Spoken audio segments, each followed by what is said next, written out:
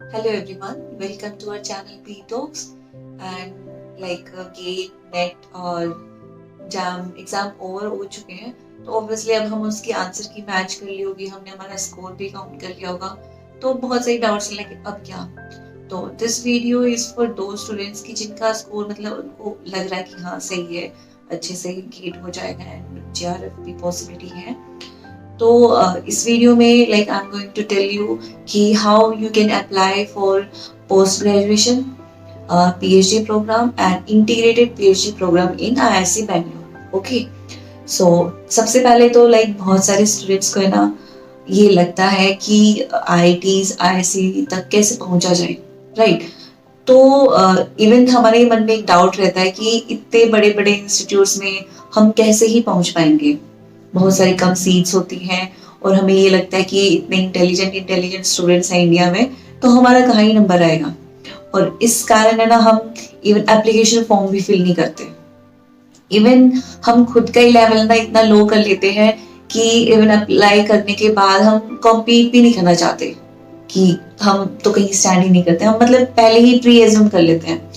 And trust me, IISc का form fill करने से पहले मैं भी यही सोचती थी कि यार मेरा कहाँ ही होना है। ऑल्दो मेरी रैंक अच्छी आई हुई थी, बट फिर भी मुझे ऐसे था कि नहीं यार, IISc तो टॉप रिसर्च इंस्टीट्यूट है, तो मेरा तो कहाँ ही होना है वहां पे।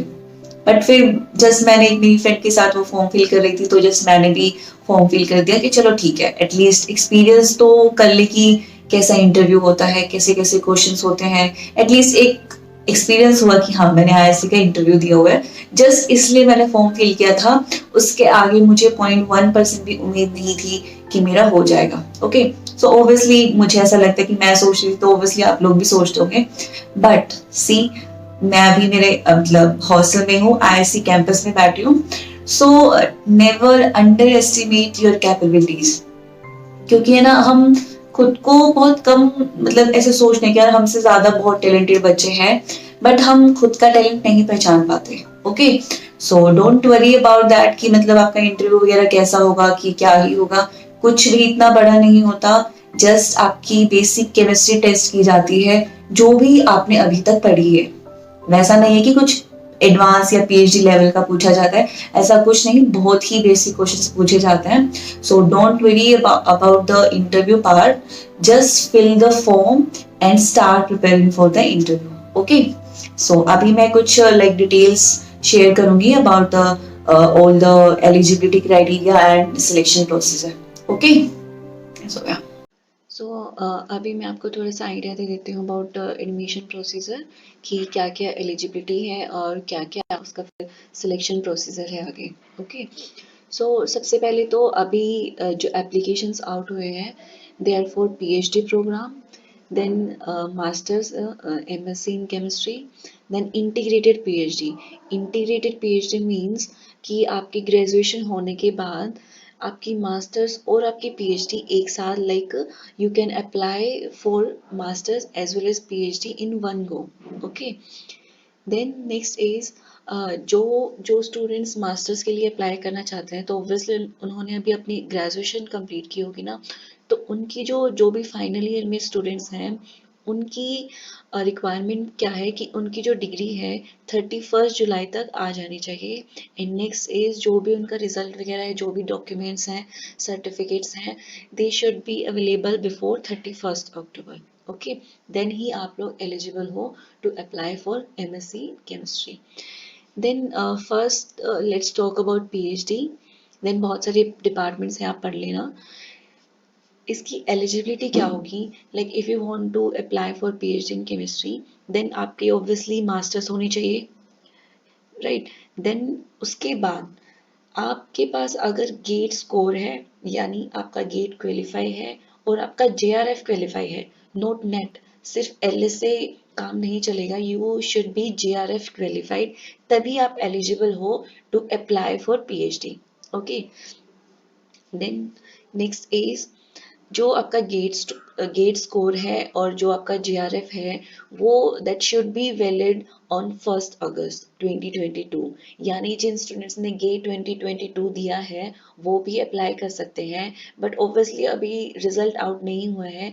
दैट मीन्स जब आप अप्लाई करना शुरू करोगे एप्लीकेशन फॉर्म में, तब वहाँ पे आपको रोल नंबर, एप्लीकेशन नंबर वगैरह फिल करवाएंगे, तो आपको अपने एडमिट कार्ड की डिटेल्स देनी है, बिकॉज अभी रिजल्ट आउट नहीं हुआ इसलिए।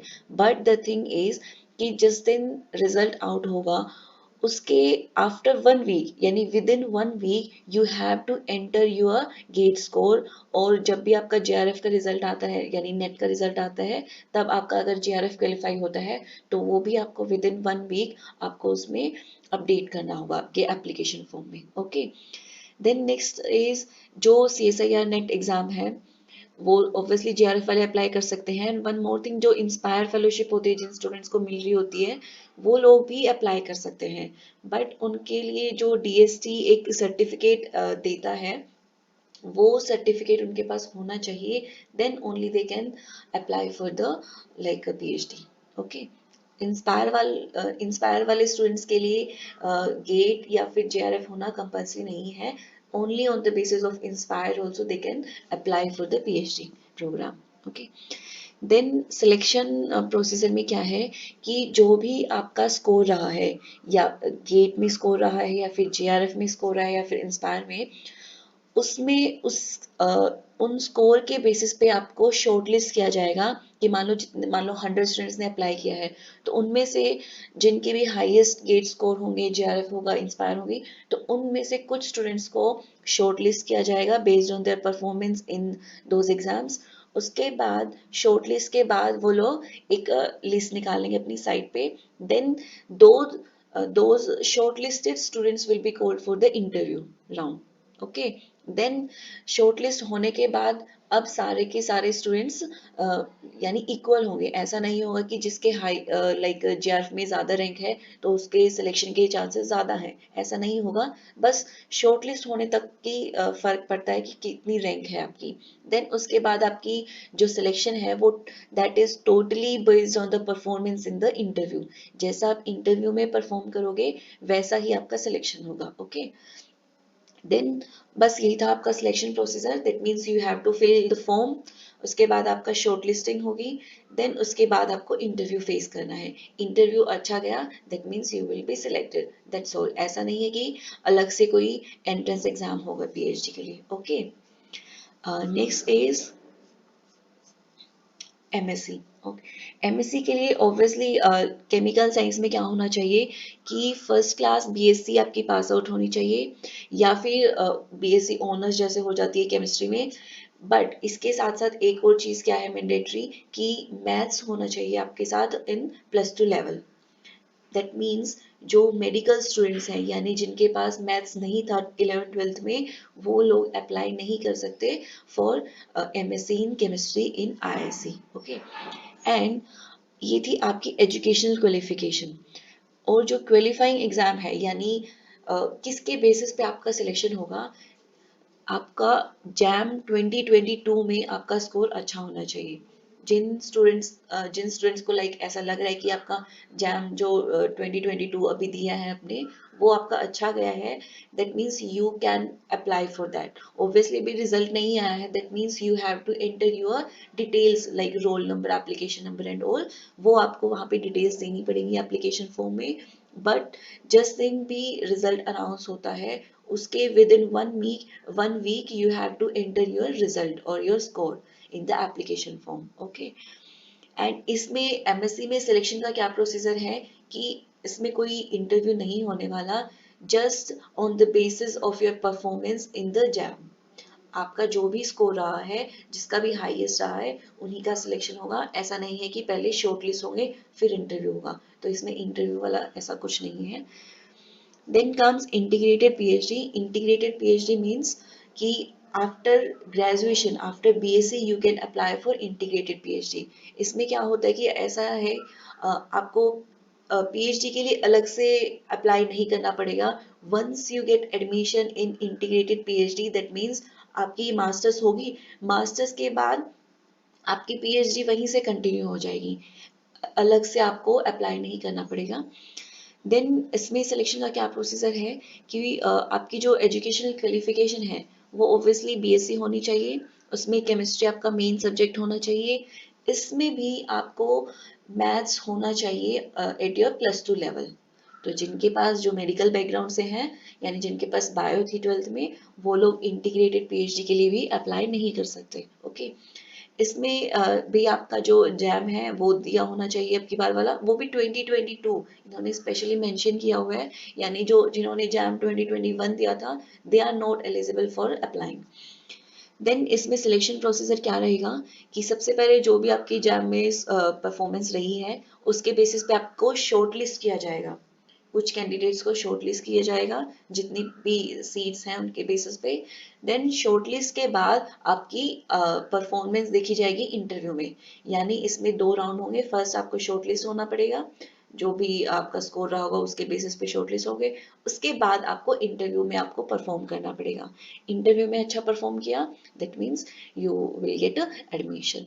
Okay, so that was about the eligibility and selection procedure. And last is dates, या एप्लीकेशन फीस क्या क्या होंगी, जो भी जनरल कैटेगरी ओबीसी ईडब्ल्यूएस से है उसके लिए 800, देन एससी एसटी कैटेगरी के लिए 400, and these are like ERP candidates and all.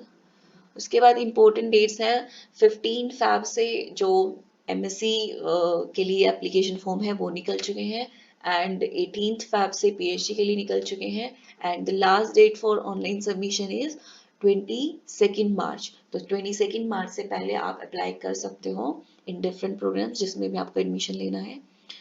Okay, so that was about the basic information.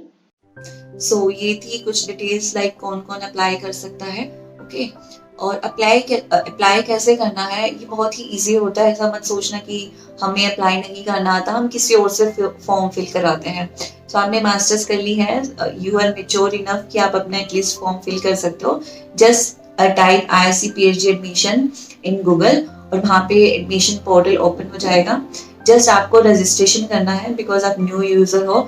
Registration करने के बाद कुछ बेसिक इंफॉर्मेशन पूछी जाएगी। जस्ट आप मतलब ऑब्वियसली हमें पढ़ना आता है ना, नेम पूछा है, मार्क्स पूछे हैं, DOB पूछे, जस्ट वो चीजें आपको एंटर करते जाना है एंड या फॉर्म फिल कर देना। Okay, so all the best.